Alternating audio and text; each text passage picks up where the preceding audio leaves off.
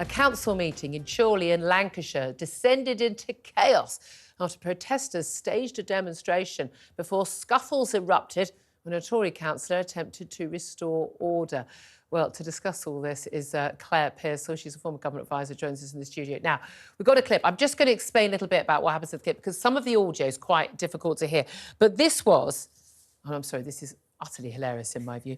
It's a council meeting, I say in Chorley, and it's a council meeting about the next budget. So it's about important stuff for local people, OK? Bearing in mind, Chorley, by the way, is the seat of the Lindsay Hoyle, the Commons Speaker. Pro-Palestine protesters basically staged a demonstration, but they basically hijacked their meeting, being asked to, told, oh, do you want to ask a question? So an activist asks a question, which starts off being about housing, but isn't actually about housing, as you will hear. And at one point, we basically have a Conservative councillor called Craig Southern, who explains why he doesn't think that what they're talking about is relevant to Chorley.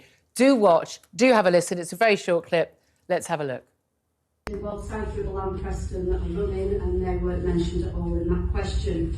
In fact, what he's actually come up with there, I do find it's sort of painting over the cracks of the problem in the housing market. Palestine! Free Palestine! Free Palestine! Why has no motion been put to this chamber? We were told that if they would be happy, the Labour group would be happy to put a motion to this chamber. Why has that not happened? Because it's surely not bloody Gaza! Dudes! Go on!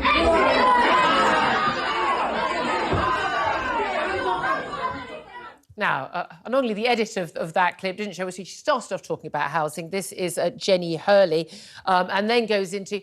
But we also haven't had a question about Gaza. And then they all start shouting, free Palestine. But I'm sorry, we missed that bit of the clip out for some bizarre reason. My favourite bit of this is when Craig Southern, councillor, shouts, why is there not a motion? Because it's Chorley, not bloody Gaza.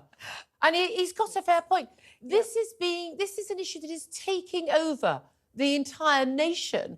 And again, when the Prime Minister talks about mob rule, I mean, this is what he's talking about. People are trying to have a debate about the budget for vital services for people in a local area.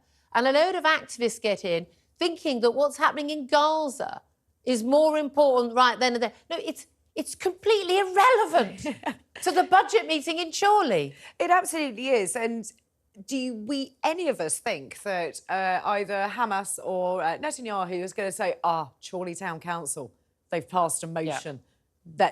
Let's stop this now. It is ridiculous when councils are there to do a really good job for individuals. Setting a budget is really important. Housing is important.